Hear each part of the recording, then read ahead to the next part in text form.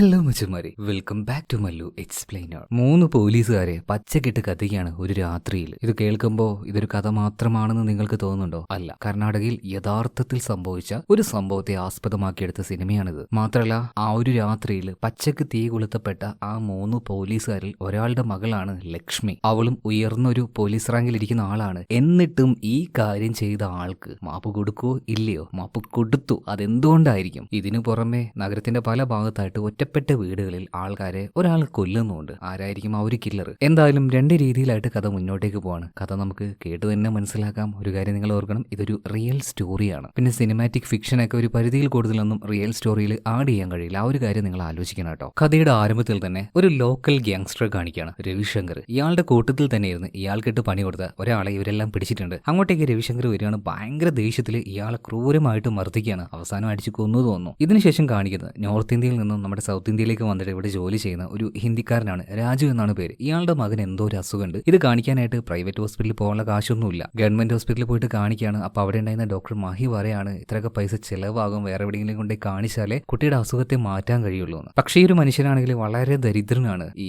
പാനിപൂരി കച്ചവടക്കാരെ കണ്ടിട്ടില്ലേ, അതുപോലെ ഒരു പണിയാണ് ഇയാൾക്ക്. അങ്ങനെ രാത്രി ആയിട്ടുണ്ട്. ഇപ്പൊ SI ആയിട്ടുള്ള ത്യാഗരാജും കൂടെ ഒരു പോലീസുകാരനും കൂടിയിട്ട് നൈറ്റിൽ പെട്രോളിംഗ് നടത്തിക്കൊണ്ടിരിക്കുകയാണ്. പെട്ടെന്ന് ഇവരുടെ ആ ഒരു വാഹനത്തിന്റെ മുന്നിലേക്ക് ഒരു സ്ത്രീ വന്ന് ചാടുന്നുണ്ട്. അവരാകെ ഭയന്നിട്ടുണ്ടായിരുന്നു. എന്താ കാര്യം ഈ ത്യാഗരാജ് എന്ന് ചോദിക്കുമ്പോൾ ഇവരുടെ വീട്ടിൽ എന്തോന്ന് സംഭവിച്ചിട്ടുണ്ട്. പോലീസുകാർ ഓടിച്ചെന്ന് നോക്കുമ്പോൾ ആ സ്ത്രീയുടെ ഭർത്താവിന്റെ തലയ്ക്ക് ആരോ അടിച്ച് അവരെ കൊന്നിട്ടുണ്ട് കേട്ടോ. സംഭവം ഇത് ആദ്യമായിട്ടല്ല, 8ാമത്തെ കൊലപാതകമായിട്ടാണിത്. വാർത്തക്കാരൊക്കെ ഈ ഒരു സംഭവം ഏറ്റെടുക്കുകയാണ്. പിന്നീട് പോലീസിന്റെ കഴിവില്ലായ്മ എന്നൊക്കെ പറഞ്ഞിട്ട് അങ്ങോട്ട് വാർത്ത അടിച്ച് വിടാൻ തുടങ്ങി. ഇപ്പൊ ഈ ഒരു കേസ് അന്വേഷിക്കുന്നത് നമ്മുടെ കഥാനായികയായിട്ടുള്ള ACP ലക്ഷ്മിയാണ്. നമ്മൾ നേരത്തെ കണ്ടില്ലേ, SI ത്യാഗരാജ്. ആ ത്യാഗരാജിന്റെ മകളാണ് ഈ ലക്ഷ്മി. മാത്രമല്ല, ലക്ഷ്മി അത്യാവശ്യം ഉയർന്ന ഒരു റാങ്കിൽ ഇരിക്കുന്ന ആളാണ്. 8 കൊലപാതകം, അതിനു പുറമെ വാർത്തയും കാര്യങ്ങളൊക്കെ ആയിട്ട് ഭയങ്കരമായിട്ട് സ്ട്രെസ് വരികയാണ്. അതിന് പുറമെ ഇപ്പോൾ ഒരു മേലുദ്യോഗസ്ഥൻ വിളിക്കുന്നുണ്ട്, ലക്ഷ്മിയെ നന്നായിട്ട് വാൺ ചെയ്യുന്നുണ്ട്. ഇതുപോലെ നിങ്ങൾ ഈ കേസ് മര്യാദക്ക് നോക്കിയിട്ടില്ലെങ്കിൽ മറ്റൊരാൾക്ക് കൈമാറേണ്ടി വരും. അപ്പൊ എല്ലാ ഭാഗത്തുനിന്നും സ്ട്രെസ് വരുന്നുണ്ട്. ലക്ഷ്മി പറയണതും കുഴപ്പമില്ല, നമ്മൾ മാനേജ് ചെയ്തോളാന്ന്. ലക്ഷ്മി മനസ്സിലായില്ലേ, നമ്മുടെ ഭാവന തന്നെയാണ്. ഇപ്പൊ ഈ സ്റ്റേഷനല്ല, മറ്റൊരു സ്റ്റേഷൻ കാണിക്കുകയാണ്. ആ ഒരു സ്റ്റേഷനിലേക്ക് പുതുതായിട്ട് ജോയിൻ ചെയ്യാൻ വന്ന ആളാണ് നമ്മുടെ കഥാനായകനായിട്ടുള്ള SI വിൽസൺ കേട്ടോ. ആളൊരു ക്രിസ്ത്യൻ ആണ്. ഈ മതം എടുത്തു പറയാൻ കാരണമുണ്ട്, അത് കഥയുടെ അവസാനം മനസ്സിലാവും. മാത്രമല്ല, ആൾ പുതുതായിട്ട് വന്നതാണ്. അതുപോലെ തന്നെ ഈ ഒരു സ്റ്റേഷനിൽ നിന്നും അവനൊരു ട്രാൻസ്ഫർ ആവശ്യമാണ്. അതുകൊണ്ട് തന്നെ ഉയർന്ന ഉദ്യോഗസ്ഥനായിട്ടുള്ള കുറച്ച് റാങ്കിൽ മൂത്തൊരു ഉദ്യോഗസ്ഥൻ അവിടെ ഉണ്ടായിരുന്നു. അപ്പൊ അയാളോട് കാര്യങ്ങളൊക്കെ പറഞ്ഞപ്പോൾ ഇയാൾ നേരത്തെ പറഞ്ഞു, ഞാൻ പറഞ്ഞതുപോലെ 5 ലക്ഷം ഒക്കെ ആക്കുകയാണെങ്കിൽ നമുക്ക് നോക്കാം. ഇനിയിപ്പോൾ അതിന് പറ്റില്ലെങ്കിൽ നീ പറ, ഒരുപാട് പേർക്ക് കൊടുക്കാറില്ല, എനിക്ക് ഒറ്റയ്ക്ക് എടുക്കാറില്ല. ഇതേ സമയത്ത് തന്നെ വിൽസൺ പറയുന്നത്, സാർ പറഞ്ഞതുപോലെ 5 ലക്ഷം എങ്ങനെയെങ്കിലും ഞാൻ കൊണ്ടുവരാം, എനിക്ക് എവിടെ നിന്ന് പോകണം. അതുപോലെ തന്നെ പുതുതായിട്ട് ജോയിൻ ചെയ്യുക ഇതുപോലുള്ള ഓഫീസേഴ്സിന്റെ ആ ഒരു കാര്യങ്ങളൊക്കെ ചെക്ക് ചെയ്യുന്നത് നമ്മുടെ ലക്ഷ്മിയാണ്, ACP ലക്ഷ്മി. ഇതേ സമയത്ത് തന്നെ ഈ വിൽസൺ ജോയിൻ ചെയ്ത ആ ഒരു സ്റ്റേഷൻ ഉണ്ടല്ലോ, ഇതിന്റെ പുറത്തുണ്ടായിരുന്ന പോലീസുകാരോട് ചില റൗഡികൾ വന്നിട്ട് ഒച്ചപ്പാടും ബഹളം ഉണ്ടാക്കുന്നുണ്ട്. അത് മറ്റാരുമല്ല, നമ്മൾ കഥയുടെ ആരംഭത്തിൽ കണ്ട രവിശങ്കറിന്റെ ആൾക്കാരായിരുന്നു. ഇത് കണ്ടപ്പോൾ വിൽസന് ഭയങ്കരമായിട്ട് ദേഷ്യം വരികയാണ്. പോലീസുകാരോട് കയർത്ത് സംസാരിക്കുന്ന പറഞ്ഞിട്ട് പോയി ഒരേറ്റ അടിയം കൊടുക്കുകയാണ്. ചോദിക്കാൻ വന്നോനും കിട്ടി, അങ്ങോട്ടും ഇങ്ങോട്ടും എല്ലാത്തിനും അടി. ഇപ്പോൾ ഇവന് ട്രാൻസ്ഫർ മേടിച്ചു കൊടുക്കാന്ന് പറഞ്ഞ ഒരു പോലീസുകാരനുണ്ടല്ലോ, ഇയാൾ എങ്ങനെയൊക്കെ അവനെ പിടിച്ചു മാറ്റണം, എന്താണ് എന്തിന്റെ കഴപ്പാ നിനക്കെന്നൊക്കെ ചോദിക്കുന്നുണ്ട് വെറുതെ ഫസ്റ്റ് ദിവസം തന്നെ. എന്തായാലും ഡ്യൂട്ടി എല്ലാം കഴിഞ്ഞ് ഇപ്പോൾ വിൽസൺ നേരെ വീട്ടിലേക്ക് പോകണം. സംഭവമൊക്കെ അവന്റെ അച്ഛൻ അറിഞ്ഞിട്ടുണ്ട്. അച്ഛൻ ദേഷ്യമൊക്കെ ഒന്ന് കൺട്രോൾ ചെയ്യാൻ വേണ്ടി പറയുന്നുണ്ട്. ഓക്കെ അച്ഛൻ, ഞാൻ നോക്കിക്കോളാന്ന് പറഞ്ഞിട്ട് നേരെ പുറത്തേക്ക് വന്നിട്ട് ഒന്ന് വലിച്ചുകൊണ്ട് നിൽക്കുകയാണ്. അതേ സമയത്ത് അവന്റെ ആ ഒരു മാമൻ അങ്ങോട്ടേക്ക് വരുന്നുണ്ട് കേട്ടോ. മാമൻ എന്ന് പറഞ്ഞാൽ ഇവന് ഭയങ്കര ഇഷ്ടമാണ്, ഇവന് വേണ്ടി എന്തും ചെയ്യും. അതുപോലെ തന്നെ അത്യാവശ്യം നല്ല കൈക്കൂലി മേടിക്കുന്ന ആളും കൂടിയാണ് ഈ മാമൻ. മാമനും പോലീസുകാരനാണ്. മാമൻ തന്നെയാണ് ട്രാൻസ്ഫറിന് വേണ്ടി ഇതുപോലെ ഇച്ചിരി കാശ് കൊടുക്കുകയാണെങ്കിൽ ആ ഒരു പോലീസുകാരൻ ഹെൽപ്പ് ചെയ്യുന്നു പറഞ്ഞിട്ട് അയാളുടെ അടുത്തേക്ക് വിട്ടു തന്നെ. അടുത്ത സീനിൽ ACP ലക്ഷ്മിയെ കാണിക്കുകയാണ്. അവളുടെ അച്ഛനായിട്ടുള്ള ത്യാഗരാജ് SI ആണല്ലോ, അധികം വൈകാതെ തന്നെ റിട്ടയർഡ് ആവാൻ വേണ്ടി പോവാണ്. സോ ആ ഒരു സമയം ആകുമ്പോഴേക്കും എങ്ങനെയെങ്കിലൊക്കെ ഈ ഒരു വീടും സ്ഥലവും വിറ്റിട്ട് ഇവിടുന്ന് പോകാനാണ് ലക്ഷ്മിക്ക് താല്പര്യം. പക്ഷേ ഈ വീടിനോട് എന്തോ ഒരു അറ്റാച്ച്മെന്റ് ഈ ത്യാഗരാജനുണ്ട്. അയാൾക്കത് അത്ര അങ്ങോട്ട് ഇഷ്ടമാവുന്നില്ല. അടുത്ത സീനിൽ വീണ്ടും നമ്മുടെ രാജുവിനെ കാണിക്കുകയാണ്. മകന്റെ ഓപ്പറേഷന് വേണ്ടി ഒരു 5 ലക്ഷം എങ്ങനെയെങ്കിലും ഒപ്പിച്ചാലും മതിയാവുള്ളൂ. പരിചയമുള്ള ഒരു സേട്ടിനോട് വിളിച്ച് ചോദിക്കുന്നുണ്ട്. അപ്പൊ ആ ഒരു സേട്ട് നാളെ വന്ന് കാണാൻ വേണ്ടി പറയുന്നുണ്ട്. പിന്നെ ACP ലക്ഷ്മിയുടെ വീട് നോക്കാനായിട്ട് ഇപ്പൊ ഒരു ബ്രോക്കറും അതുപോലെ തന്നെ ഒരു ഏജന്റും വന്നിട്ടുണ്ട്. ഇവര് ആ ഒരു വീട് നോക്കാതെ സ്ഥലം മാത്രം നോക്കുകയാണ്. കാരണം എന്താ വെച്ചാൽ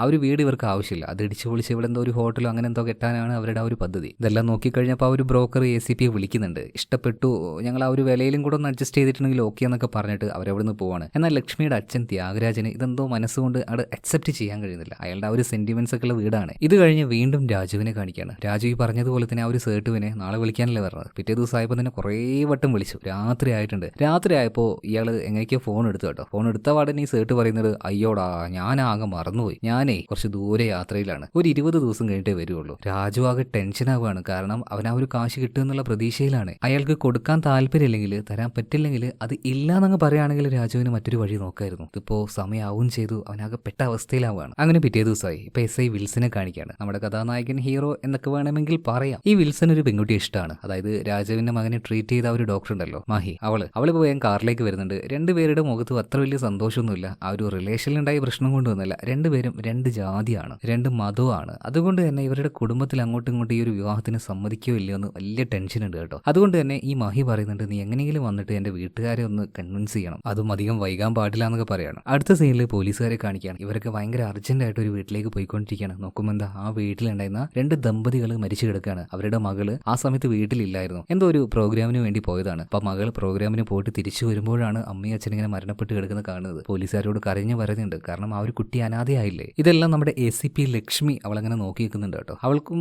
ഭയങ്കരമായിട്ട് ഫീൽ ആവുന്നുണ്ട്. കാരണം ACP ലക്ഷ്മി ഒരു പെണ്ണാണല്ലോ. ഒറ്റയ്ക്കായി പോയി ആ ഒരു പെണ്ണിന്റെ അവസ്ഥ അവൾക്ക് മനസ്സിലാവുമായിരിക്കും. കാരണം അമ്മയില്ലാതെ വളർന്നത് കൊണ്ട് തന്നെ അച്ഛൻ മാത്രം ഉണ്ടായിട്ട് തന്നെ അവൾ ബുദ്ധിമുട്ട് അനുഭവിച്ചു. അപ്പോൾ രണ്ടുപേരും ഇല്ലെങ്കിൽ ആ ഒരു കൊച്ച് എത്രത്തോളം ബുദ്ധിമുട്ട് അനുഭവിക്കും. എന്തായാലും നഗരത്തിലെ ഇതുപോലെ തുടർച്ചയായിട്ട് കൊലപാതകം നടത്തുന്ന ഒരു കുറ്റവാളി എങ്ങനെയെങ്കിലും കണ്ടുപിടിക്കണം തന്നെ ലക്ഷ്മി തീരുമാനിക്കുകയാണ്. അങ്ങനെ അവിടെ ഉണ്ടായിരുന്ന പുറത്തെ ആ ഒരു CCTV വിഷ്വൽ അവൾ നോക്കുന്ന സമയത്ത് ഈ കില്ലർ ഉണ്ടല്ലോ വളരെ നിസാരമായിട്ടാണ് മതിൽ ചാടി വരുന്നത്. എന്നിട്ട് വാതിൽ എവിടെയാ തപ്പൊന്നൊന്നുമില്ല, കറക്റ്റായിട്ട് പോവാണ്, കറക്റ്റായിട്ട് ഉള്ളിലേക്ക് വരികയാണ്, പണിയും തീർത്ത് എന്തോ അറിയുന്ന ഒരാളെ പോലെ തന്നെയാണ് അയാൾ ഇങ്ങോട്ടേക്ക് വന്ന് കയറി പോകുന്നത്. സോ ഈ കില്ലർ എന്ന് പറയുന്ന ആൾ ഈ വീടിനെ കുറിച്ച് അത്യാവശ്യം നല്ല രീതിയിൽ തന്നെ അറിയുന്ന ഒരാളാണ്. ആ കാര്യം ഈ വിഷ്വലിൽ നോക്കിയപ്പോൾ ACP ലക്ഷ്മിക്ക് മനസ്സിലായി. അത്യാവശ്യം നല്ല ഇന്റലിജന്റ് ആയിട്ടുള്ള ഒരാൾ തന്നെയാണ് ഈ ലക്ഷ്മി കേട്ടോ. അവള് പിടിക്കും, എന്തായാലും പിടിക്കും കൊലപാതകയെ. ഇപ്പൊ മറ്റൊരു ഭാഗത്ത്, അതായത് മഹിയുടെ വീട്ടിൽ അവളുടെ ചേട്ടനെ കണ്ട് സംസാരിക്കാനായിട്ട് വിൽസൺ പോയിട്ടുണ്ട്. എന്നാൽ മഹിയുടെ ചേട്ടൻ പറയുന്നത്, എനിക്ക് പ്രധാനം ഞങ്ങളുടെ മതമാണ്, ജാതിയാണ്. അപ്പൊ എന്റെ കൂട്ടക്കാരെ വെറുപ്പിച്ചുകൊണ്ട് എനിക്ക് ഇതിന് പെർമിഷൻ തരാൻ കഴിയില്ല. ഇപ്പൊ അവിടുന്ന് വിൽസൺ കുറച്ച് വഴക്കുണ്ടാക്കി നേരെ പുറത്തേക്ക് ഇറങ്ങാണ്. കൂട്ടത്തിന് മഹി വരുന്നുണ്ട്, നീ ഒന്ന് സമാധാനത്തിൽ സംസാരിച്ചുകൂടായിരുന്നു, നമുക്ക് അവർ പറഞ്ഞ കൺവിൻസ് ചെയ്യാന്നേ, നീ ഇങ്ങനെ ദേഷ്യം കാണിക്കല്ലേ. എന്തായാലും വിൽസൺ നല്ല പിരിയിലാണ്. ഒരു സിഗരറ്റ് വലിച്ചുകൊണ്ടിരിക്കുമ്പോൾ ഇപ്പൊ ആ ഒരു രവിശങ്കറും അവന്റെ ആൾക്കാരും വരികയാണ്. തന്റെ ആൾക്കാരെ അടിച്ചിട്ടുണ്ടെങ്കിൽ തിരിച്ചടിക്കാതെ ഒരു സമാധാനം ഉണ്ടാവില്ലല്ലോ, ലോക്കൽ ഗ്യാങ്സ്റ്റർ അല്ലേ. അപ്പൊ അങ്ങനെ തുടങ്ങുകയല്ലേ എന്നൊക്കെ അവർ ചോദിക്കുന്നുണ്ട്. വേണമെങ്കിൽ കൂടെ ഒരു പെണ്ണിനും കൂട്ടിക്കൊന്ന് അവളെയും കുറച്ച് മോശമായിട്ട്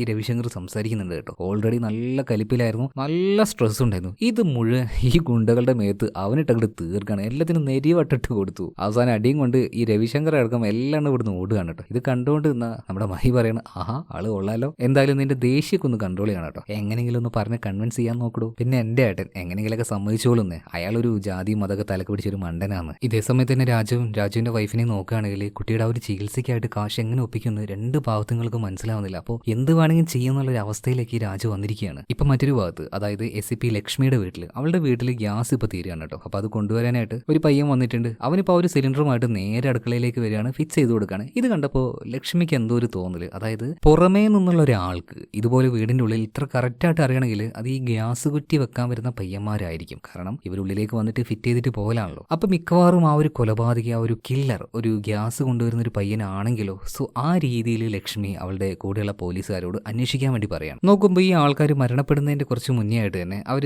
ഗ്യാസും കാര്യങ്ങളൊക്കെ ബുക്ക് ചെയ്തിട്ടുണ്ടായിരുന്നു. ഈ ബുക്ക് ചെയ്തത് നോക്കുമ്പോൾ എല്ലാം ഒരേ കമ്പനിയാണ്. എന്തായാലും ACP ലക്ഷ്മിയുടെ ആ ഒരു അന്വേഷണം കറക്റ്റ് ആയിട്ടുള്ള വഴിയിൽ തന്നെയാണ് മുന്നോട്ടേക്ക് പോകുന്നത്. അടുത്ത സീനിൽ രാജുവിന്റെ വീട്ടിൽ കാണിക്കുകയാണ്. അവന്റെ ഭാര്യയുണ്ട്, അതുപോലെ തന്നെ മകളുണ്ട്, മകനുണ്ട്. മകനാണെങ്കിൽ തീരെ വയ്യാതായിട്ടുണ്ട്, ശ്വാസം പോലും എടുക്കാൻ പറ്റുന്നില്ല. അപ്പോൾ ആ ഒരു പേടിയിൽ രാജുവിന്റെ ഭാര്യ അവനെ വിളിക്കുകയാണ്. ഇപ്പൊ രാജു പറയണത്, നീ എങ്ങനെയെങ്കിലും മോനെ ഹോസ്പിറ്റലിലേക്ക് കൊണ്ടുപോകും, ഗവൺമെന്റ് ആശുപത്രിയിലേക്ക്, ഞാൻ എങ്ങനെയെങ്കിലും പിന്നാലെ വന്നോളാം. അങ്ങനെ നേരെ ആശുപത്രിയിലേക്ക് കൊണ്ടുപോകണം. ഇതേ സമയത്ത് തന്നെ ആശുപത്രിയിൽ കാണിക്കുകയാണ്. അവിടെ ഇപ്പോൾ മഹി വിൽസന്റെ ഈ പ്രശ്നങ്ങളൊക്കെ അറിയാണ്. ഒരു 5 ലക്ഷം രൂപ ഉണ്ടെങ്കിൽ അവൻ ഇവിടുന്ന് സ്ഥലം മാറി പോകാൻ പറ്റുള്ളൂ. അതായത് മറ്റൊരു നല്ല സ്ഥലത്തേക്ക് പോയിട്ട് കുറച്ചും കൂടെ ഒരു ബെറ്റർ ആയിട്ടുള്ള കരിയർ ഉണ്ടാക്കുക. അപ്പോൾ അവന്റെ ഒരു സ്ട്രഗിളും കാര്യങ്ങളൊക്കെ മനസ്സിലാക്കിയ സമയത്ത് ഈ മഹി തന്നെ എങ്ങനെയൊക്കെയോ ഫണ്ട് അറേഞ്ച് ചെയ്തിട്ട് അതിന് കൊടുക്കുന്നുണ്ട്. ആദ്യമൊക്കെ വേണ്ടാന്ന് പറയുന്നുണ്ട്, ആ ഒരു ദുരഭിമാനം ഉള്ളിലുള്ളത് കൊണ്ടായിരിക്കണം. പിന്നെ മഹിയായിട്ട് തന്നെ നിർബന്ധിച്ച് ആ ഒരു കാശ് അവന് കൊടുക്കുന്നുണ്ട്. എന്തായാലും നിന്റെ പ്രശ്നങ്ങളൊക്കെ തീരും, ഒന്ന് ഓക്കെ ആവുക, എന്നിട്ട് തുടങ്ങാം നമ്മുടെ ലൈഫ് എന്നൊക്കെ പറഞ്ഞിട്ട് ഈ മഹി അവന്റെ കൂടെ കട്ടക്ക് നിൽക്കുന്നുണ്ട് കേട്ടോ. എന്തായാലും ആ ഒരു കാശുമായിട്ട് വിൽസൺ നേരെ വീട്ടിലേക്ക് പോകുന്ന സമയത്ത് ചെറുതായിട്ടൊന്ന് ആക്സിഡന്റ് ആവുന്നുണ്ട് കേട്ടോ. അതും രാജുവിന്റെ ആ ഒരു പാനിപൂരി കട ഉണ്ടല്ലോ, അവിടെ വെച്ചാണ് അപകടം സംഭവിക്കുന്നത്. പെട്ടെന്ന് തന്നെ രാജു അങ്ങോട്ടേക്ക് ഓടി വരുന്നുണ്ട്.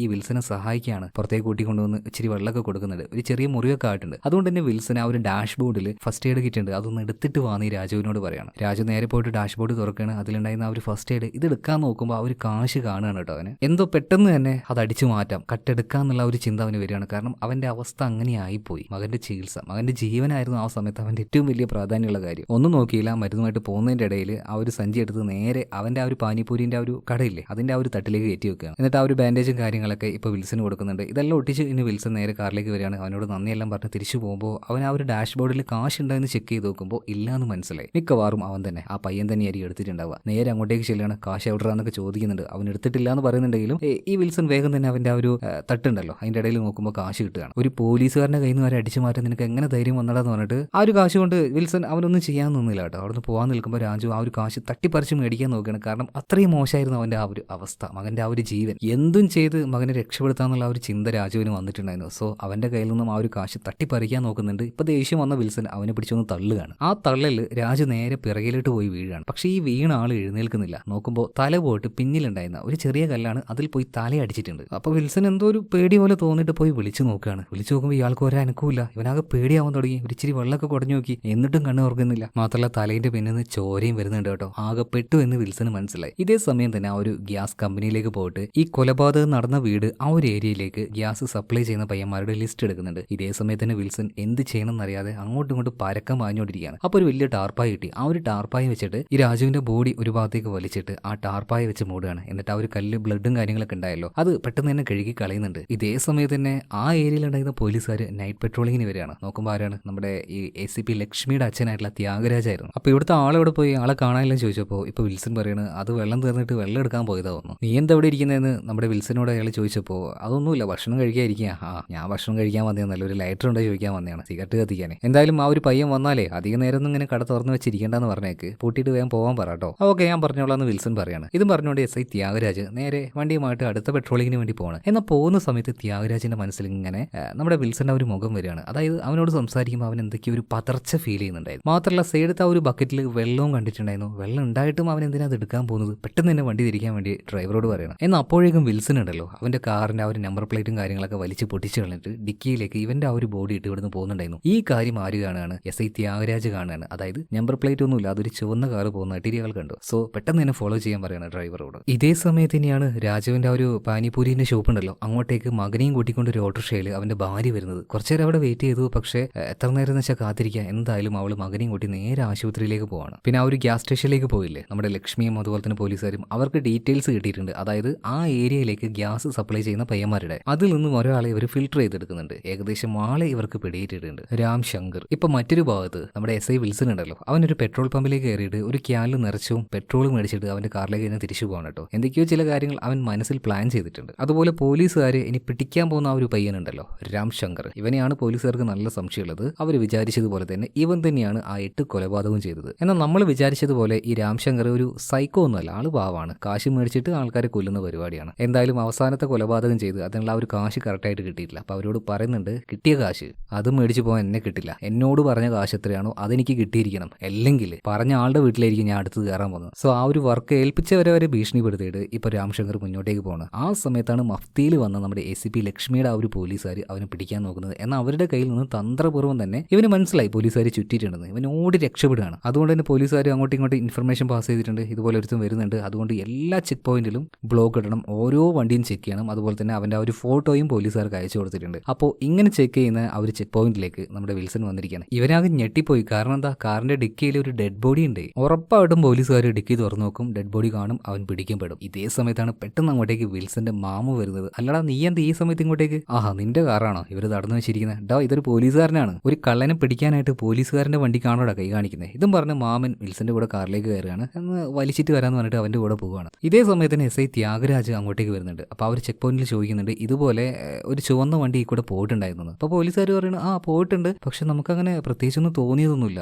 ഓക്കെ എന്ന് പറഞ്ഞിട്ട് ആ പോലീസുകാർ പറഞ്ഞതും കേൾക്കാതെ ആ ചുവന്ന വണ്ടി പോയ ആ ഒരു റോഡിൽ തന്നെ SI ത്യാഗരാജ് വെച്ച് പിടിക്കുകയാണ്. ഇപ്പോൾ ഈ വിൽസന്റെ കൂടെ പോയിക്കൊണ്ടിരിക്കുന്ന മാമൻ ഇതെന്താ കാറിൽ വല്ലാത്തൊരു മണം എന്ന് പറഞ്ഞിട്ട് ബേക്കിലേക്ക് നോക്കുമ്പോൾ ഒരു ക്യാൻ നിറയെ പെട്രോൾ ആയിരുന്നു. ഇതെന്തിനാണ് ഇത്രയും പെട്രോൾ എന്ന് ചോദിച്ചപ്പോൾ വിൽസൺ പറയുന്നത് എൻ്റെ ആ ഒരു പഴയ ബൈക്കില്ലേ അതിൽ എണ്ണയില്ല, അതൊന്ന് റെഡിയാക്കി എടുക്കാനാ. ഓ അതിനാണോ, നീ എന്തായാലും വണ്ടി ഒന്ന് സൈഡാക്കുക, നമുക്ക് രണ്ടെണ്ണം വലിക്കാന്ന് പറഞ്ഞിട്ട് രണ്ടുപേരും പുറത്തേക്ക് ഇറങ്ങാൻ ഒരു സിഗരറ്റ് വലിക്കുന്നുണ്ട്. ഈ ഒരു കാര്യം കുറച്ചകലിൽ നിന്നുകൊണ്ട് SI ത്യാഗരാജ് കാണുകയാണ്. അതുപോലെ തന്നെ ത്യാഗരാജിന് നമ്മുടെ വിൽസന്റെ മാമനുണ്ടല്ലോ ഇയാളെ പെട്ടെന്ന് മനസ്സിലായി. അത്യാവശ്യം സീനിയർ ആയിട്ടുള്ള ഒരു ഹെഡ് കോൺസ്റ്റബിൾ ആണ്. ഇയാൾക്ക് എന്താ ആ ഒരു വണ്ടിയിൽ വന്നവനുമായിട്ട് പരിപാടി എന്നിട്ട് ഇയാൾ ഇങ്ങനെ നോക്കി നിൽക്കാതെ, അതായത് SI ത്യാഗരാജ്. പക്ഷെ ഇപ്പൊ അങ്ങോട്ടേക്ക് ചെന്നില്ല കേട്ടോ. ഇതേ സമയത്ത് തന്നെ വിൽസൺ സിഗരറ്റ് വലിച്ചു കഴിഞ്ഞപ്പോൾ എന്ന് ഞാൻ പോട്ടെ എന്ന് പറയണം. അതുപോലെ തന്നെ മാമൻ ഓക്കെ നീ വിട്ടോ എന്ന് പറയാണ്. അങ്ങനെ വിൽസന്റെ കാർ പോയി കഴിഞ്ഞപ്പോൾ നിലത്തായിട്ട് ഒരു ഇച്ചിരി ബ്ലഡ് കാണുകയാണ്. അത് ആ ഒരു ഡിക്കിയിൽ നിന്ന് വീണതാണ്. ഇത് മാമൻ ശ്രദ്ധിച്ചു.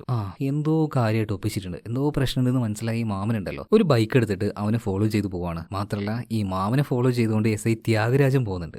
അതുപോലെ ഗവൺമെന്റ് ആശുപത്രിയിൽ നോക്കുകയാണെങ്കിൽ രാജുവിന്റെ മകനുമായിട്ട് അവന്റെ ഭാര്യ ആശുപത്രിയിലേക്ക് വന്നിട്ടുണ്ട് കേട്ടോ. അവൻ ഭയങ്കര സീരിയസ് ആണ്, ശ്വാസം കിട്ടുന്നില്ല. സോ ആ ഒരു ട്രീറ്റ്മെന്റും കാര്യങ്ങളൊക്കെ നടന്നുകൊണ്ടിരിക്കുന്നു. ഇപ്പോൾ വിൽസൺ അവന്റെ ആ ഒരു കാറിൽ നിന്നും എങ്ങനെയൊക്കെയോ ആ ഒരു രാജുവിന്റെ ബോഡി എടുത്തുകൊണ്ട് നേരെ പുറത്തേക്ക് ആളൊഴിഞ്ഞ ഭാഗത്തേക്ക് കൊണ്ടുവന്നിട്ടുണ്ട്. എന്നിട്ട് ആ ഒരു ബോഡിയിൽ പെട്രോൾ അങ്ങനെ ഒഴിക്കുക കേട്ടോ. ഇപ്പൊ വിൽസനെ ഫോളോ ചെയ്തു വന്ന അവന്റെ മാമൻ ഇത് കാണാണ്. എന്താണ് ഈ കാണിക്കുന്നത്? ഒരു ഡെഡ് ബോഡി, ഇതെന്താ, ഇത് ആരുടേതെന്ന് ചോദിക്കുമ്പോൾ വിൽസൺ ആകെ പതറി പോവാണ്. അവൻ നടന്ന കാര്യങ്ങളൊക്കെ പറയുന്നുണ്ട്. മാമ എന്റെ കയ്യിൽ നിന്ന് കാശ് ഇവനാ തട്ടിപ്പറിക്കാൻ നോക്കിയത്, ഞാനൊന്ന് തള്ളിയതേ ഉള്ളൂ, ഇങ്ങനെയൊക്കെ സംഭവിച്ചു പോയി, എന്താ മാമ ചെയ്യാന്ന് ചോദിക്കുമ്പോൾ ഇപ്പൊ ഈ മാമൻ പറയണ നീ പേടിയേണ്ട മോനെ, ഇവിടുത്തെ ആ ഒരു എസ് ഐ എനിക്ക് അറിയുന്ന ആളാ, ഞാൻ ഒന്ന് കോൺടാക്ട് ചെയ്ത് നോക്കട്ടെ. അങ്ങനെ ഈ മാമൻ ആ ഒരു മേലുദ്യോഗസ്ഥന് വിളിക്കാൻ നിൽക്കുന്ന അതേ സമയം തന്നെ ഈ എസ് ഐ ത്യാഗരാജും അതുപോലെ ഇയാളുടെ കൂടെ വന്ന പോലീസുകാരനും സംഭവം കാണുന്നുണ്ട് കേട്ടോ. സംഗതി കുറച്ച് സീരിയസ് ആണെന്ന് മനസ്സിലായതുകൊണ്ട് തന്നെ ത്യാഗരാജ് മകളെ വിളിക്കുകയാണ്, അതായത് ACP ലക്ഷ്മിയെ. എന്നാൽ എന്തോ ഒരു ആവശ്യത്തിന് ACP ലക്ഷ്മി മറ്റൊരു ഭാഗത്ത് പോയിട്ടുണ്ട്. ഫോണാണെങ്കിൽ വണ്ടിയിലാണ്, അവൾ ഫോൺ എടുക്കുന്നില്ല. കാരണം ആ ഒരു കില്ലർ ഉണ്ടല്ലോ, അവനുള്ള ആ ഒരു സ്ഥലം അവൾ സ്പോട്ട് ചെയ്തിട്ടുണ്ട്. മാത്രമല്ല ഈ രാംശങ്കർ എന്ന് പറയുന്നത് നമ്മൾ നേരത്തെ കണ്ട ഒരു ലോക്കൽ ഗ്യാങ്സ്റ്റർ ഉണ്ടല്ലോ രവിശങ്കർ, അവന്റെ അനിയനാണ്. അപ്പൊ തന്റെ അനിയനെ പിടിക്കാനായിട്ട് ഇതുപോലെ പോലീസുകാർ പോയിട്ടുണ്ട് എന്നുള്ള കാര്യം ഇപ്പോൾ രവിശങ്കർ അറിയണം. ആഹാ, അങ്ങനെ വിടാൻ പറ്റില്ലല്ലോ. അങ്ങനെ ഇവരെല്ലാവരും ഗ്യാങ് ആയിട്ട് തന്നെ നേരെ അങ്ങോട്ടേക്ക് പോകാൻ നിൽക്കുകയാണ്. ഇതേ സമയത്ത് ആശുപത്രിയിൽ നോക്കുകയാണെങ്കിൽ രാജുവിന്റെ മകന്റെ ഹൃദയമൊക്കെ ആകെ സ്റ്റോപ്പായ അവസ്ഥയിലാണ്. ഷോക്കിംഗ് ട്രീറ്റ്മെന്റ് ഒക്കെ കൊടുത്തിട്ട് അവനൊന്ന് ഓക്കെ ആക്കാൻ വേണ്ടി നോക്കുകയാണ് ഡോക്ടർമാർ. ഇപ്പൊ ACP ലക്ഷ്മി ആണെങ്കിൽ രാംശങ്കറിന്റെ ആ ഒരു സ്ഥലം സ്പോട്ട് ചെയ്തല്ലോ, അങ്ങോട്ടേക്ക് വരികയാണ്. മാത്രമല്ല ചേസ് ചെയ്തിട്ട് തന്നെ ആ ഒരു പഴയ ബിൽഡിങ്ങിൽ വെച്ച് അവനെ പിടിക്കുന്നുണ്ട്. ഇതേ സമയത്ത് തന്നെ രാംശങ്കർ പറയാണ്, മാഡം എല്ലാം ചെയ്തത് ഞാൻ തന്നെയാണ്, ഞാൻ കീഴടങ്ങിക്കൊള്ളാം, എന്നെ എങ്ങനെയെങ്കിലും ഒന്ന് കോടതിയിൽ എത്തിച്ചു തന്നാൽ മതി. ഇപ്പൊ ACP ലക്ഷ്മി കുറച്ചു നേരം അവനെ നോക്കുന്നുണ്ട് കേട്ടോ. ഗണ്ണെടുക്കുകയാണ്, ലോഡിയാണ്. ഇതേ സമയത്ത് കരഞ്ഞ് നിലവിളിച്ച് പറയുന്നുണ്ട്, മാഡം എന്നൊന്നും ചെയ്യാൻ പാടില്ല, ഞാൻ കീഴടങ്ങിയതാണ്, എല്ലാം സംഭവിച്ചതാണ്. ഇതൊക്കെ പറഞ്ഞിട്ടും ACP ലക്ഷ്മി അത് കേൾക്കുന്നില്ല, പൊട്ടിക്കുകയാണ്. ഒരു 5-6 എണ്ണം അവന്റെ നെഞ്ചത്തേക്ക് കയറുകയാണ്, സ്പോട്ടിൽ ചാവുന്നുണ്ട്. ഇപ്പൊ ഈ ഒരു കേസ് ക്ലോസ് ചെയ്യാൻ വേണ്ടി അവിടെ ഉണ്ടായിരുന്ന ആ ഒരു കോൺസ്റ്റബിളിനോട് ACP ലക്ഷ്മി പറയാണ്. മാത്രമല്ല എൻകൗണ്ടർ ലിസ്റ്റിൽ ഈ ഒരു കേസിനെ അല്ലെങ്കിൽ ഈ ഒരു മർഡറിനെ പെടുത്തിയേക്കെന്ന് പറയാണ്. അതായത് ചില കാര്യങ്ങളിൽ ACP ലക്ഷ്മിക്ക് തീരെ ഒരു കരുണയില്ല കേട്ടോ. ഇവനൊന്നും കരുണ അർഹിക്കുന്നുമില്ല. 8 പേരെയാണ് തലക്കടിച്ച് കൊന്നിരിക്കുന്നത്, അതും കാശിന് വേണ്ടിയിട്ട്. ഇപ്പൊ മറ്റൊരു ഭാഗത്ത് SI ത്യാഗരാജ് മകളെ വിളിച്ചിട്ട് കിട്ടുന്നില്ല. അതുകൊണ്ട് തന്നെ ഇവർ രണ്ടുപേരും അങ്ങോട്ടേക്കൊന്ന് പോയി നോക്കാന്ന് വിചാരിക്കുകയാണ്. പോയി നോക്കുമ്പോൾ കാണുന്ന കാഴ്ച എന്താണ്? ഒരു ബോഡി, പിന്നെ ഈ 2 പേരെയും. അപ്പൊ ഇവരെ നോക്കിയിട്ട് ത്യാഗരാജ് ചോദിക്കുകയാണ്, അല്ല നിങ്ങൾക്ക് എന്താ പ്രാന്തായ ഒരു മർഡറെ, ഒരു കില്ലറെ നിങ്ങൾ സപ്പോർട്ട് ചെയ്യണോ, അയാളെ ഹെൽപ്പ് ചെയ്യാൻ നോക്കുകയാണോ? ഇതേ സമയത്ത് തന്നെ മാമൻ പറയാണ്, ഈ ഒരു ഏരിയ നിങ്ങളുടെ കൺട്രോളിൽ അല്ലെങ്കിൽ അണ്ടറിൽ വരുന്ന ഏരിയ അല്ലല്ലോ, അതുകൊണ്ട് തൽക്കാലം ഈ ഒരു കേസിൽ നിങ്ങൾ ഇടപെടാൻ നിൽക്കണ്ട. അതങ്ങനെ ശരിയാവും, ഇവിടെ വെച്ച് ഇങ്ങനെ ഒരു സംഭവം നേരിട്ട് കണ്ടിട്ട് ഒന്നും മിണ്ടാതെ ഞങ്ങൾ പോകാനാണോ നീ പറയുന്നത്? ഇതേ സമയത്ത് തന്നെ മാമൻ പറയാണ്, എന്റെ തോളിൽ നിന്നെക്കാൾ ഒരു നക്ഷത്രം കൂടുതലാണ്, അതുകൊണ്ട് ഞാൻ പറയുന്നത് കേട്ടോ, ഇവിടുന്ന് പൊയ്ക്കോന്ന് പറയാണ്. ഇപ്പൊ ത്യാഗരാജും ഇത് കേൾക്കാൻ തയ്യാറല്ല, അങ്ങോട്ടും ഇങ്ങോട്ടും വഴക്കാവാണ്. മാമൻ ഇതൊരു പ്രസ്റ്റീജ് ഇഷ്യൂ ആയി, അതായത് ഈഗോ അടിക്കുകയാണ്. മാമൻ പിന്നെ അങ്ങോട്ടും ഇങ്ങോട്ടും വഴക്കുണ്ടാക്കാൻ തുടങ്ങി. ഇതിന്റെ ഇടയിൽ മറ്റേ കോൺസ്റ്റബിളിനോട് ACP ലക്ഷ്മി അതായത് മകളെ വിളിക്കാൻ വേണ്ടി ത്യാഗരാജ് പറയാണ്. ഇതിനെ തടുക്കാൻ നോക്കുകയാണ് ഈ മാമൻ. ഫോണും തട്ടി മാറ്റുന്നുണ്ട്. ഇവർ 2 പേരും 3 പേരും അങ്ങോട്ടും ഇങ്ങോട്ടും പൂരം തല്ലുകട്ടെ. ഇതിന്റെ ഇടയിലേക്ക് വന്ന് വിൽസൺ ഇവരെ പിടിച്ചു മാറ്റാൻ നോക്കുന്നുണ്ടെങ്കിലും അവൻ തെറിച്ചു പോയി വീഴുകയാണ്. ഇപ്പൊ മറ്റൊരു ഭാഗത്ത്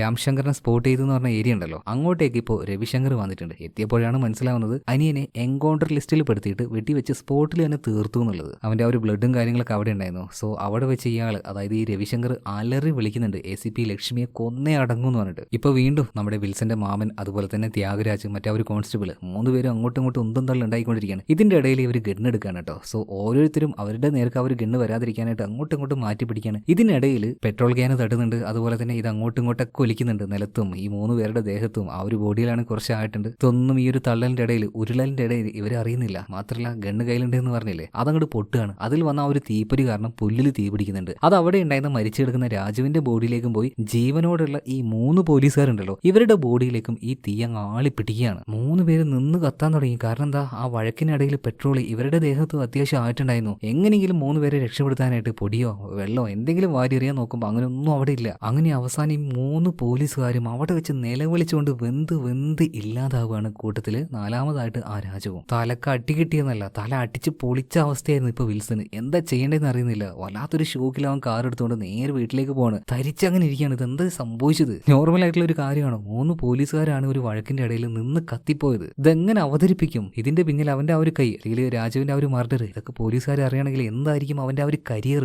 പിന്നെ നമ്മുടെ വിൽസനായിട്ട് എന്തെങ്കിലും തെറ്റ് ചെയ്തിട്ടുണ്ടോ എന്ന് ചോദിച്ചാൽ ഇല്ല, ഒരു കയ്യബദ്ധം പറ്റിയതാണ്. അപ്പൊ ആ ഒരു രാജുവിന്റെ മർഡർ അല്ലെങ്കിൽ ആ ഒരു കയ്യബദ്ധം പറഞ്ഞിട്ട് ജയിലിൽ പോവുകയാണെങ്കിൽ ഒരു 4 വർഷം മതിയാകും. പക്ഷേ ഈ കൊലപാതകം മറക്കാൻ നോക്കി ഈ സംഭവങ്ങളൊക്കെ നടന്നു എന്ന് കോടതി അറിഞ്ഞിട്ടുണ്ടെങ്കിൽ ചിലപ്പോൾ അതിനേക്കാൾ കൂടുതലായിട്ട് തടവ് ശിക്ഷയുണ്ടാവും. ജോലി എന്തായാലും പോകും, അത് ഉറപ്പാണ്. അപ്പൊ എന്ത് ചെയ്യണം എന്നറിയാതെ ആകെ ഒരു അന്താളിപ്പില് ഒരു വല്ലാത്ത ഷോക്കിങ്ങിൽ അവനങ്ങനെ ഇരിക്കുകയാണ്. ഇതേ സമയത്ത് തന്നെ ACP ലക്ഷ്മി എന്തൊരു കാര്യം ഉണ്ടെങ്കിലും അവളുടെ അച്ഛൻ വിളിച്ചിങ്ങനെ അപ്ഡേറ്റ് ചെയ്യുന്നതാണ്. പക്ഷെ കുറെ നേരമായിട്ട് ഒരു കോളും അദ്ദേഹത്തിന്റെ ഭാഗത്തുനിന്നില്ല. അതുകൊണ്ട് തന്നെ അദ്ദേഹത്തിന്റെ ആ ഒരു ലൊക്കേഷനും കാര്യങ്ങളൊക്കെ ഒന്ന് പരിശോധിക്കാനും അങ്ങോട്ടേക്ക് പോയി നോക്കാനും പറയുന്നുണ്ട്. അങ്ങനെ പോയി നോക്കുമ്പോൾ പോലീസുകാർ കാണുന്ന കാഴ്ച എന്താ, ഇങ്ങനെ ഒരു 3 പോലീസുകാർ ജീവനോടെ കത്തിയെരിഞ്ഞിരിക്കുകയാണ്. 4മതായിട്ട് വേറൊരാൾ കൂടെ ഉണ്ട്. അത് പോലീസല്ല, പക്ഷേ നമ്മുടെ ലക്ഷ്മിയുടെ അച്ഛനുണ്ടല്ലോ ത്യാഗരാജ് മരണപ്പെട്ടിട്ടുണ്ടായിരുന്നില്ല. മാരകമായ പൊള്ളലോട് കൂടിയിട്ട് അയാൾക്ക് ഒരു ഇത്തിരി ജീവൻ ബാക്കിയുണ്ടായിരുന്നു. വേഗം തന്നെ ആശുപത്രിയിലേക്ക് കൊണ്ടുവരികയാണ്. ഒരു ഇച്ചിരിയൊക്കെ ലക്ഷ്മിയോട് സംസാരിക്കാൻ കഴിഞ്ഞു, എന്നാൽ പൂർണ്ണമാക്കാനൊന്നും പറ്റിയില്ല. അതിനു മുന്നേ തന്നെ അയാൾ മരണപ്പെട്ടു പോവാണ്. ഒറ്റ രാത്രി കൊണ്ടാണ് ഈ കാര്യങ്ങളൊക്കെ സംഭവിക്കുന്നത് കേട്ടോ. സോ ACP ലക്ഷ്മിക്കും ഇതിങ്ങോട്ട് അക്സെപ്റ്റ് ചെയ്യാൻ കഴിയുന്നില്ല. എന്തായാലും സംഭവം നടന്നതല്ലേ, ഇപ്പൊ ഡ്യൂട്ടിയാണ് ഫസ്റ്റ്. അവള് നേരെ 3 പേർക്കും തീപിടുത്തുണ്ടായിരുന്ന അതേ സ്ഥലത്തേക്ക് ആ ലാൻഡിലേക്ക് ചെല്ലുകയാണ്. അവിടെ വെച്ച് കൂടുതൽ ഇൻവെസ്റ്റിഗേഷനും കാര്യങ്ങളും നടത്തുന്നുണ്ട്. മാത്രമല്ല അധികം വൈകാതെ ACP ലക്ഷ്മിയുടെ കീഴിൽ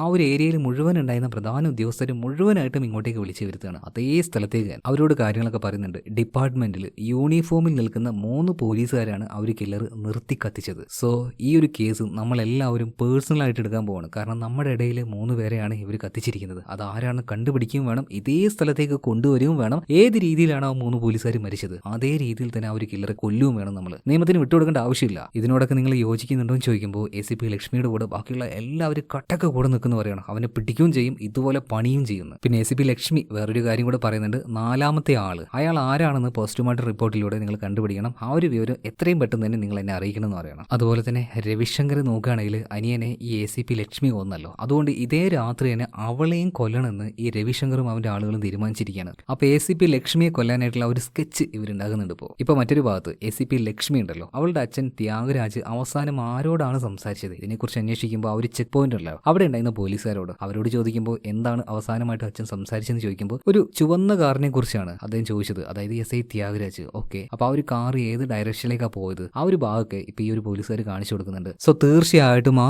ഏരിയയിലുള്ള CCTV വിഷ്വൽ മുഴുവനായിട്ടും പരിശോധിക്കാനായിട്ട് ഓർഡർ കൊടുക്കുകയാണ് ആര്, ACP ലക്ഷ്മി. ആ കൂട്ടത്തിൽ ആരും ഉണ്ട്, നമ്മുടെ വിൽസൺ ഉണ്ടായിരുന്നു. ആ ഒരു സംഭവം നടന്നില്ലേ, അതേ സ്ഥലത്ത് എല്ലാ പോലീസുകാരെയും വിളിച്ചു കൂട്ടിയെന്ന് പറഞ്ഞില്ലേ, ആ കൂട്ടത്തിൽ സത്യം പറഞ്ഞ വിൽസനും ഉണ്ടായിരുന്നു. ഈ ACP ലക്ഷ്മി പറയുന്ന കാര്യങ്ങളൊക്കെ ഭയങ്കര ഷോക്കിംഗ് ആയിട്ടാണ് അവൻ കേട്ടിരുന്നത്. കാരണം അവനെ തന്നെയാണ് ഇങ്ങോട്ടേക്ക് കൊണ്ടുവന്നിട്ട് പച്ചക്ക് തീ കൊളുത്താന്ന് ACP ലക്ഷ്മി പറഞ്ഞത്. സോ ഇതുപോലെയാണ് ACPയുടെ അന്വേഷണം പോവുകയാണെങ്കിൽ ഉറപ്പായിട്ടും അവന്റെ അടുത്തേക്ക് എത്തും. അതുകൊണ്ട് തന്നെ ആ ഒരു CCTV വിഷ്വൽ എടുക്കാനായിട്ട് ഒരു പോലീസുകാരനെ ഏൽപ്പിച്ചില്ലേ, അയാൾ അങ്ങോട്ടേക്ക് പോകുന്നതിന് മുന്നേ വിൽസൺ അങ്ങോട്ടേക്ക് എത്തുകയാണ്. അവിടെ ഉണ്ടായിരുന്ന പയ്യനോട് പറയാണ്, ACP മാഡം പറഞ്ഞനുസരിച്ച് ആ ഒരു ഹാർഡ് ഡിസ്ക് എടുക്കാൻ വേണ്ടി വന്നതാണ്. നേരെ മുകളിലേക്ക് പോയിട്ട് ആ ഒരു ഹാർഡ് ഡിസ്ക് എടുക്കാൻ നോക്കുമ്പോൾ ഒരു കോളിംഗ് ബെൽ അടിക്കുന്ന ശബ്ദം കേൾക്കാണ്. ഇപ്പോൾ ഈ വിൽസൺ നീ താഴെ പോയിട്ട് നോക്കിയിട്ട് വന്ന് പറയാണ്. ആ ഒരു പയ്യൻ നേരെ താഴേക്ക് പോയ ആ സമയം നോക്കിയിട്ട് വിൽസൺ പെട്ടെന്ന് തന്നെ ആ ഒരു ഹാർഡ് ഡിസ്ക് അത് ഊരിയെടുത്തിട്ട് നൈസായിട്ട് ഇവിടുന്ന് മുങ്ങുന്നുണ്ട്. അപ്പോൾ ആ ഒരു പയ്യൻ താഴേക്ക് പോയി നോക്കുമ്പോൾ ഹാർഡ് ഡിസ്ക് എടുക്കാനായിട്ട് വന്ന ശരിക്കുള്ള പോലീസുകാരനായിരുന്നു. അപ്പോൾ ഒരു പോലീസുകാരൻ വന്നിരുന്നല്ലോ ഹാർഡ് ഡിസ്ക് എടുക്കാനായിട്ട് എന്ന് പറഞ്ഞപ്പോൾ ഈ പോലീസുകാരൻ മുകളിലേക്ക് ഓടിച്ച് നോക്കുകയാണ്. അതുപോലെ തന്നെ ആ ഒരു പയ്യനും നോക്കുമ്പോൾ ഹാർഡ് ഡിസ്ക് അവിടെ ഉണ്ടായിരുന്നില്ല. പെട്ടെന്ന് തന്നെ ഈ ഒരു വിവരം ആ ഒരു പോലീസുകാരൻ ACP ലക്ഷ്മിയെ വിളിച്ച് പറയാണ്, ഇതുപോലെ ആ ഒരു കൊലപാതകം ഇങ്ങോട്ടേക്ക് വന്ന് ആ ഒരു ഡിസ്കുമായിട്ട് കടന്നു കളഞ്ഞു എന്ന് പറയാണ്. മാത്രമല്ല മാഡം ആളൊരു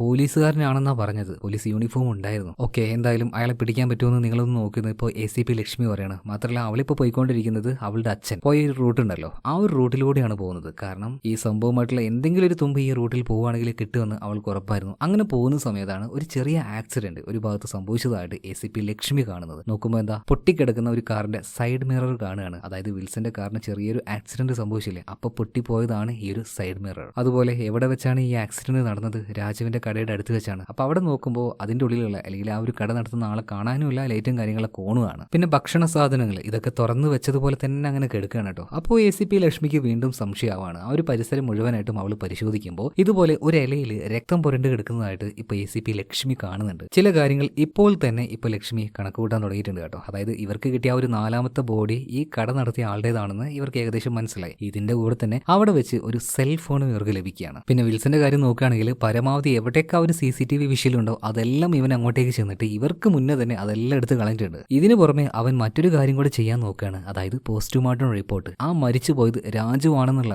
അല്ലെങ്കിൽ ആ ഒരു വ്യക്തി ഏതാണെന്ന് മനസ്സിലാക്കാൻ പറ്റുന്ന കാര്യമാണ് ആ ഒരു പോസ്റ്റ്മോർട്ടം റിപ്പോർട്ട്. അതിലും എന്തെങ്കിലുമൊക്കെ ഒരു കളി കളിക്കാൻ ഇപ്പോൾ വിൽസൺ തീരുമാനിക്കുകയാണ്. മാത്രമല്ല ആശുപത്രിയിൽ ACP ലക്ഷ്മി പറഞ്ഞതുകൊണ്ട് തന്നെ അവിടെ കാവലിനായിട്ട് പിന്നെ ആ ഒരു പോസ്റ്റ്മോർട്ടം റിപ്പോർട്ട് മേടിക്കാനായിട്ട് ഒരു പോലീസുകാരനുണ്ടായിരുന്നു. ഇയാളെ വിൽസൺ നോട്ടിട്ട് വെക്കാണ്. മാത്രമല്ല ഇയാളുടെ വീടിന്റെ ജനലിന് ഇപ്പൊ ആരോ കല്ലെടുത്ത് എറിയുന്നുണ്ട് കേട്ടോ. എറിയുന്നത് മറ്റാരുമല്ല, നമ്മുടെ വിൽസൺ തന്നെയാണ്. എന്തായാലും അവിടെ ആ ഒരു റിപ്പോർട്ട് മേടിക്കാൻ കാത്തു നിൽക്കുന്ന പോലീസുകാരനെ അവന്റെ ഭാര്യ വിളിക്കുമല്ലോ, ഇതുപോലെ പ്രശ്നമുണ്ട് എന്തെങ്കിലും ചെയ്യണമെന്ന്. വേഗം ഈ ഒരു കാര്യം ഇവിടെ റിപ്പോർട്ട് മേടിക്കാൻ ഒരു പോലീസുകാരനുണ്ടല്ലോ, ബാക്കി എല്ലാ സ്റ്റേഷനിലേക്ക് പറഞ്ഞയക്കാണ്. ഇതുപോലെ എന്റെ വീട്ടിൽ ചെറിയൊരു പ്രശ്നമുണ്ട്, ആരെങ്കിലും പോയിട്ട് ഒന്ന് ഹെൽപ്പ് ചെയ്യണം, ഒന്ന് നോക്കണം എന്നൊക്കെ. അപ്പോൾ വാക്കി ടോക്കിയിലൂടെ ഈ ഒരു കാര്യം ആര് കേൾക്കാണ്, വിൽസൺ കേൾക്കാണ്. എന്ന് വരുത്തി തീർത്ത് അവൻ ഇങ്ങോട്ടേക്ക് വരികയാണ്. നിങ്ങൾ എന്താ ഇവിടെ നിൽക്കുന്നത്, വീട്ടിൽ അങ്ങനെ ഒരു പ്രശ്നം ഉണ്ടെങ്കിൽ വേഗം അങ്ങോട്ടേക്ക് പോയിക്കുമെന്ന് പറയാണ്. ആ ഓക്കെ, നീ ഇവിടെ നിൽക്ക്, റിപ്പോർട്ട് മേടിച്ചിട്ട് നേരെ മേഡത്തിന്റെ അടുത്തേക്ക് പോയാൽ മതി, ഞാനൊന്ന് അങ്ങോട്ട് പോട്ടെ, വീട്ടിലേക്ക് പോട്ടെ എന്ന് പറഞ്ഞിട്ട് ഇയാൾ നേരെ പോവാണ്. ഇതിനുശേഷം വിൽസൺ എന്താ കാട്ടുന്നത്, ആ പോസ്റ്റ്മോർട്ടം റിപ്പോർട്ടൊക്കെ ഡോക്ടർ റെഡിയാക്കിയിട്ടുണ്ടായിരുന്നു, അതിൽ ചെറിയ ചെറിയ മാറ്റങ്ങൾ വരുത്താനായിട്ട് അവൻ തീരുമാനിക്കുകയാണ്. അപ്പോൾ അവിടെ ഉണ്ടായിരുന്ന പയ്യനോട് പറയണത്, നിന്നെ ആ ഒരു ഡോക്ടർ വിളിക്കുന്നുണ്ട് തോന്നിട്ടോ, ഒന്ന് അങ്ങോട്ടേക്ക് പോയി നോക്കിയേ. അങ്ങനെ ഇപ്പോൾ ആ ഒരു പയ്യൻ അവിടുന്ന് മാറി ആ ഒരു ചെറിയ സമയം കൊണ്ട് ആ ഒരു പോസ്റ്റ്മോർട്ടം റിപ്പോർട്ടിൽ പല കാര്യങ്ങളും മാറ്റാണ്. അതായത് ഹൈറ്റ് എന്ന് പറയുന്നത് ഒരു ഇത്ര സെന്റിമീറ്റർ ആയിരുന്നു, ഒരു 160 സെന്റിമീറ്റർ ആണെങ്കിൽ അത് 170 എന്നാക്കാണ്. സ്കിന്നിന്റെ കളർ വൈറ്റ് എന്ന് എഴുതിയതെങ്കിൽ ഇതിൽ ബ്ലാക്ക് എന്ന് ഇവൻ എഴുതി ചേർക്കുകയാണ്. അതിൽ നോർത്ത് ഇന്ത്യൻ ആണെന്ന് എഴുതി ചേർത്തത് ഇവിടെ സൗത്ത് ഇന്ത്യൻ ആണെന്ന് ഇപ്പോൾ വിൽസൺ ചേർക്കുകയാണ്. അങ്ങനെ കംപ്ലീറ്റ്ലി ചെറിയ ചെറിയ മാറ്റങ്ങൾ വരുത്തിയിട്ട് ആ ഒരു മനുഷ്യൻ മരിച്ച ആളുടെ ആ ഒരു ഐഡന്റിറ്റി തന്നെ വല്ലാതെ അങ്ങോട്ട് മാറ്റി കളയുന്നുണ്ട് വിൽസൺ ഇപ്പോൾ. ഇതുപോലെ തന്നെ ACP ലക്ഷ്മിയെ ആ ഒരു CCTV വിഷ്വൽ മേടിക്കാൻ ചെന്ന പോലീസുകാരൻ വീണ്ടും വിളിക്കുകയാണ്. മാഡം, നമ്മൾ എല്ലാ സ്ഥലത്തും പോയി നോക്കി, എല്ലാ സ്ഥലത്തു നിന്നുള്ള ആ ഒരു ഹാർഡ് ഡിസ്കുകൾ ആരും വന്നിട്ട് മനഃപൂർവ്വം കൊണ്ടുപോയിട്ടുണ്ട്. മിക്കവാറും അത് ആ ഒരു കില്ലർ തന്നെയായിരിക്കണം. പിന്നീട് എങ്ങനെയൊക്കെയോ കഷ്ടപ്പെട്ട് ഇവർക്കൊരു വിഷ്വൽ കിട്ടുന്നുണ്ട്. അതൊരു അത്ര ക്ലിയർ അല്ലാത്തൊരു ബ്ലർഡ് ഇമേജ് ആയിരുന്നു. എന്നാൽ ആ ഒരു പിക്ചറിലേക്ക് സൂക്ഷിച്ചു നോക്കിയ സമയത്ത് ലക്ഷ്മിക്ക് കാർ ഏകദേശം അത് തന്നെ, ഒരു ചുവന്ന കാറാണ്. സൈഡ് മിറർ ആണെങ്കിൽ തെറിച്ച് പോയിട്ടുണ്ട്. അതുപോലെ തന്നെ അതിന്റെ ഉള്ളിലിരിക്കുന്ന ആളുടെ മുഖം ഉണ്ടല്ലോ, അത് വ്യക്തമല്ല. ആകെ ഒരു ബ്ലർഡ് ആയിട്ട് മനസ്സിലാക്കാൻ പറ്റുന്ന രീതിയിൽ കാണുന്നത് ആ ഒരു കണ്ണാടിയുടെ താഴെ തൂക്കിയിട്ട ഒരു കുരിശിന്റെ മാലയായിരുന്നു. എന്തായാലും ആളൊരു ക്രിസ്ത്യൻ ആണെന്ന് ആ ഒരു കാര്യത്തിലൂടെ ഇപ്പോൾ ACP ലക്ഷ്മിക്ക് മനസ്സിലാവണം. മാത്രമല്ല ഇവർക്ക് ആ ഒരു രാജുവിന്റെ കടയുടെ അടുത്ത് നിന്ന് ഒരു ഫോൺ കിട്ടിയെന്ന് പറഞ്ഞല്ലേ, ആ ഒരു ഫോണിലേക്ക് നിരന്തരമായിട്ട് കോൾ വന്ന നമ്പറിലേക്ക് ഇവർ തിരിച്ചു വിളിക്കുകയാണ്. വിളിക്കുമ്പോൾ ആരെടുക്കുന്നത് രാജുവിന്റെ ഭാര്യയാണ്. അപ്പൊ കാര്യങ്ങളൊക്കെ ആ ഒരു നമ്പറിലേക്ക് വിളിച്ച് സംസാരിച്ച് അവരോടൊന്ന് സ്റ്റേഷനിലേക്ക് വരാൻ വേണ്ടി പറയണം. ആരോട്? രാജുവിന്റെ ഭാര്യയോട്. അവരാണെങ്കിൽ ആകെ പേടിച്ചിട്ടുണ്ട്. ആ ഒരു ഭയത്തോട് കൂടിയിട്ടാണ് അവരിപ്പോ, അതായത് രാജുവിന്റെ ഭാര്യ സ്റ്റേഷനിലേക്ക് വരുന്നത്. അങ്ങനെ ഒരു മയത്തിൽ അവളോട് കാര്യങ്ങളൊക്കെ പറഞ്ഞ് മനസ്സിലാക്കിക്കുന്നുണ്ട്. അതുപോലെ തന്നെ ആ ഒരു ബോഡി തിരിച്ചറിയണമല്ലോ, അതിന് വേണ്ടിയിട്ട് ഈ രാജുവിന്റെ ആ ഒരു ബോഡി, അതുപോലെ തന്നെ അവന്റെ ആ ഒരു ചെരുപ്പ്, ബാക്കിയുള്ള വസ്തുക്കൾ ഇതെല്ലാം കാണിച്ചു കൊടുക്കുമ്പോൾ രാജുവിന്റെ ഭാര്യ ആകെ ഷോക്കായി പോകുന്നുണ്ട്. മാഡം, ഇത് അവൻ തന്നെയാണ്, രാജു തന്നെയാണ്. അവർ കിടന്ന് നിലവിളിക്കാൻ തുടങ്ങുകയാണ്. മാത്രമല്ല രാജുവിന്റെ ആ ഒരു കാര്യങ്ങളൊക്കെ പറഞ്ഞു കൊടുക്കുകയാണ്. അതായത് വയസ്സ് എങ്ങനെയാണ്, ആ ഒരു സ്കിൻ കളർ എങ്ങനെയാണ്, അതുപോലെ തന്നെ അവൻ നോർത്ത് ഇന്ത്യൻ ആണോ സൗത്ത് ഇന്ത്യൻ ആണോ, അങ്ങനെയുള്ള ആ ഒരു കാര്യങ്ങളൊക്കെ. നോർത്ത് ഇന്ത്യൻ ആണല്ലോ. ഇതെല്ലാം പറഞ്ഞുകൊണ്ട് ആ ഒരു സ്ത്രീ വല്ലാതെ നെഞ്ചു പൊട്ടി കരയുന്നുണ്ട് കേട്ടോ. അതിന് മറ്റൊരു കാരണമുണ്ട്. ഇതേ സമയത്ത് തന്നെ നമ്മുടെ ACP ലക്ഷ്മിയുടെ ആ ഒരു ടേബിളിലേക്ക് രാജുവിന്റെ ഒരു പോസ്റ്റ്മോർട്ടം റിപ്പോർട്ട് വന്നിട്ടുണ്ട്. അതിപ്പോ ലക്ഷ്മി പരിശോധിച്ചുകൊണ്ടിരിക്കുകയാണ്. ഇതേ സമയത്ത് തന്നെ രാജുവിന്റെ ഭാര്യ ഒരു സ്റ്റേഷനിൽ തന്നെ ഇരിക്കുകയാണ് കേട്ടോ. അവരോട് പോകാൻ അല്ലെങ്കിൽ കൊണ്ടാക്കി തരാം എന്നൊക്കെ പറയുമ്പോൾ അവർ പറയാണ്, വേണ്ട സാറേ, ഇവിടെ തന്നെ ഇരിക്കണം. എന്റെ ഭർത്താവിനെ കൊന്നത് ആരാണെന്ന് എനിക്ക് അറിയണം. ഇന്ന് എനിക്ക് എന്റെ ഭർത്താവിനെയും നഷ്ടമായി, എന്റെ മകനെയും നഷ്ടമായി, രണ്ടുപേരും മരണപ്പെട്ടു പോയി. എനിക്ക് സഹിക്കാൻ പറ്റുന്നില്ല സാറേ. എനിക്ക് എന്തായാലും ആ ഒരു കില്ലർ ആരാണെന്ന് എനിക്ക് കാണണം. എന്റെ ഭർത്താവിനെ കൊന്നത് ആരാണെന്ന് എനിക്ക് അറിയണം. ഇതും പറഞ്ഞ ആ ഒരു സ്ത്രീ അവിടെ അങ്ങനെ ഇരിക്കുമ്പോൾ ഈ കാര്യങ്ങളൊക്കെ വിൽസൺ കേൾക്കുകയാണ്. ഇവനാകെ തകർന്ന് തരിപ്പണായി പോകുന്നുണ്ട് കേട്ടോ. ഒരു സാധാരണ മനുഷ്യനാണ്. സമയം അത് വളരെ മോശമായതുകൊണ്ട് ഇതുപോലൊരു ആപത്തിൽ അവൻ ചെന്ന് പെട്ടുപോയതാണ്. മനഃപൂർവ്വം ചെയ്യാത്തത് കൊണ്ട് തന്നെ ഈ സംഭവിച്ച കാര്യങ്ങളൊക്കെ അവന് ഭയങ്കരമായിട്ടുള്ള കുറ്റബോധമുണ്ട്. പിന്നെ അതിന്റെ ഇടയിൽ എന്തൊക്കെയോ മണ്ടത്തരങ്ങൾ കാണിച്ചു കൂട്ടുന്നുമുണ്ട്. അതെല്ലാം ആ ഒരു പേടിയുടെ പുറത്താണ്. ഇതെല്ലാം ആരെങ്കിലും അറിഞ്ഞിട്ടുണ്ടെങ്കിൽ കരിയർ പോകും, അതുപോലെ തന്നെ ജയിലിൽ പോകും, എല്ലാം കൊണ്ടും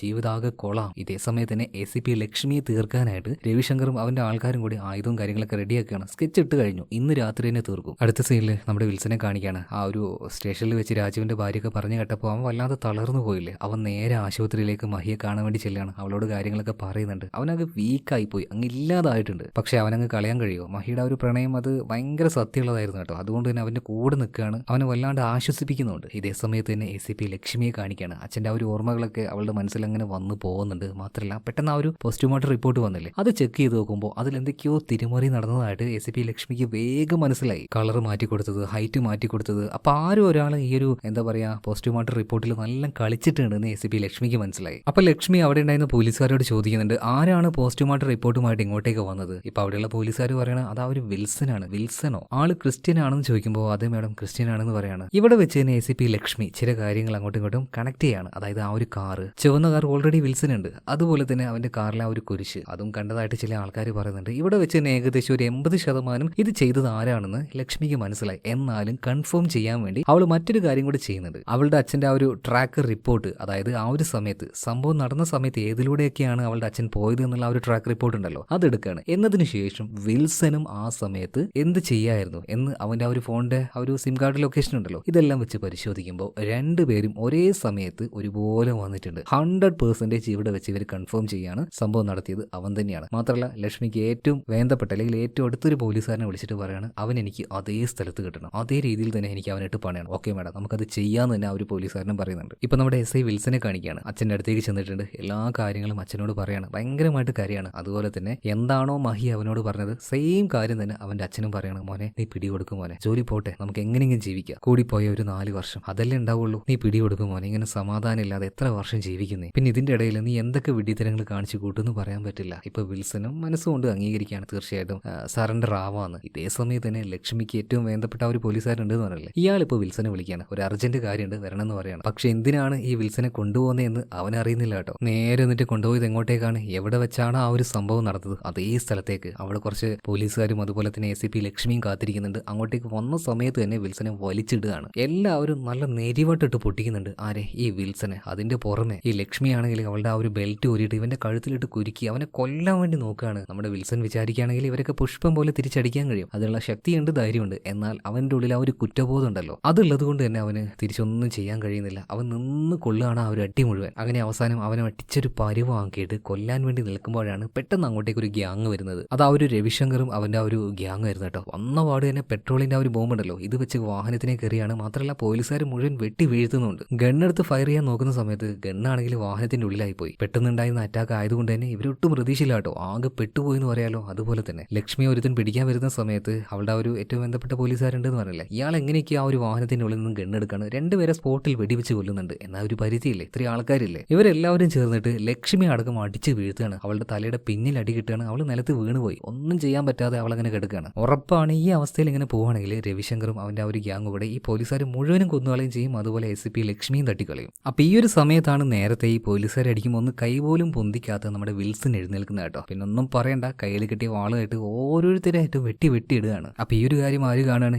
SCP ലക്ഷ്മി കാണുകയാണ്. അപ്പൊ അവളിങ്ങനെ വിചാരിക്കുകയാണ്, ഇവരെല്ലാവരും കൂടി കൊല്ലാൻ നോക്കി ഇവൻ എന്തിനാണ് നമ്മളിങ്ങനെ രക്ഷപ്പെടുത്താൻ നോക്കുന്നത്? എന്തെങ്കിലും ഒരു കാരണം ഉണ്ടാവുമല്ലോ. എന്തായാലും ഈ ഫൈറ്റിനൊടുവിൽ ഇവരെ കൊല്ലാൻ വന്ന ഈ രവിശങ്കർ ഉണ്ടല്ലോ, ഇവന്റെ കഴുത്ത് പിടിച്ച് തിരിച്ച് അവനെ കൊന്നുകളയാണ്. അവസാനം SCP ലക്ഷ്മിയുടെ മുന്നിൽ പോയിട്ട് മുട്ടുകുത്തി നിൽക്കുകയാണ് ആര്? വിൽസന്. കാര്യങ്ങളൊക്കെ പറയുന്നുണ്ട്, മാഡത്തിന് വേണമെങ്കിൽ എന്നെ കൊന്നു, എനിക്കൊരു പ്രശ്നമില്ല എന്ന് പറഞ്ഞിട്ട് ഒന്നും ചെയ്യാതെ അവൻ അവിടെ നിൽക്കുകയാണ്. ഇപ്പോൾ SCP ലക്ഷ്മിക്ക് കാര്യങ്ങൾ മനസ്സിലായി കേട്ടോ. കൊല്ലണം എന്നുള്ള ആ ഒരു തീരുമാനം അവർ വേണ്ടാന്ന് വെക്കുന്നുണ്ട്. അങ്ങനെ ആ ഒരു ദിവസം കഴിഞ്ഞു, കുറച്ച് ദിവസങ്ങൾ കഴിഞ്ഞു. ഇപ്പൊ ഈ രാജു മരണപ്പെട്ടു എന്ന് അവന്റെ ഭാര്യയ്ക്ക് മനസ്സിലായി. അതുപോലെ തന്നെ മോനും മരണപ്പെട്ടു പോയി. ഇനി ജീവിക്കണമെങ്കിൽ അവൻ നടത്തിയ ആ ഒരു കച്ചവടം അതൊറ്റയ്ക്ക് നടത്തുക, അതല്ലാതെ മറ്റൊരു വഴിയില്ല. സോ ആ ഒരു കച്ചവടം അവൾ നടത്തുകയാണ്. ജീവിച്ചല്ലേ മതിയാവുള്ളൂ. ഇനിയിപ്പോൾ പെണ്ണാന്ന് വിചാരിച്ചിട്ട് പണിക്ക് പോകാതിരിക്കാനൊന്നും കഴിയില്ലല്ലോ. ആരെയും കാല് പിടിക്കാതെ അന്തസ്സായിട്ട് തന്നെ അവൾ ജീവിക്കാനും പോവാണ്. അതുപോലെ തന്നെ SCP ലക്ഷ്മിയുടെ ആ ഒരു വീട് മേടിക്കാൻ വേണ്ടിയിട്ട് മറ്റേ ആ ഒരു ടീം വരുന്ന സമയത്ത് അവൾ ഇപ്പൊ പറയുകയാണ് ഞാൻ ഇത് വിൽക്കുന്നില്ല എന്ന്. കാരണം അച്ഛന്റെ ആ ഒരു മെമ്മറി അല്ലെങ്കിൽ ആ ഒരു സെന്റിമെന്റ്സ് ഒക്കെ ഉള്ള വീടാണ്. സോ അത് അവൾ വിൽക്കാൻ തീരുമാനിക്കുന്നില്ല എന്ന് പറയണം. പിന്നെ വിൽസന്റെ കാര്യം പറയുകയാണെങ്കിൽ SCP ലക്ഷ്മി അവന് മാപ്പ് കൊടുത്തു. അതുപോലെ തന്നെ കാര്യങ്ങളൊക്കെ മനസ്സിലായതുകൊണ്ട് തന്നെ അവന്റെ ഭാഗത്ത് തെറ്റൊന്നുമില്ല എന്ന് കോടതിക്ക് ബോധ്യപ്പെട്ടത് കൊണ്ട് തന്നെ 4 വർഷം മാത്രം അവന് തടവ് കിട്ടുകയാണ്. സോ അത് കുഴപ്പമില്ല. ജീവിതകാലം മുഴുവൻ ആ ഒരു ഫ്രസ്ട്രേഷനിൽ കഴിയുന്നതിനെക്കാട്ടി എത്രയോ നല്ലതാണ് ഇങ്ങനെ 4 വർഷം ശിക്ഷ അനുഭവിച്ച് പുറത്തേക്ക് വരാനായിട്ട്. എന്തായാലും അവന്റെ ഭാര്യയാകാൻ പോകുന്ന മഹി കാത്തിരിക്കും. അതുപോലെ തന്നെ അവന്റെ അച്ഛനും കാത്തിരിക്കും. ഇത്രയും കാര്യങ്ങളൊക്കെ കാണിച്ചുകൊണ്ട് സിനിമ ഇവിടെ തീരുകയാണ്. അപ്പോൾ കഥ എങ്ങനെ ഇഷ്ടമായോ? ശരിക്കും പറയുന്നത് യഥാർത്ഥത്തിൽ നടന്ന കഥയാണെന്നാണ്. എന്തായാലും കഥ ഇഷ്ടമായിട്ടുണ്ടാവും എന്ന് വിചാരിക്കുകയാണ്. പിന്നെ നമ്മുടെ ചാനൽ സബ്സ്ക്രൈബ് ചെയ്യുന്ന കാര്യം, വീഡിയോ ലൈക്ക് ചെയ്യുന്ന കാര്യം, കമന്റ് ചെയ്യുന്ന കാര്യം, ഷെയർ ചെയ്യുന്ന കാര്യം, ഇത്രയും നിങ്ങൾ മറക്കാതിരിക്കുക. അപ്പോൾ അടുത്ത വീഡിയോയിൽ വീണ്ടും കാണാം. Okay, by.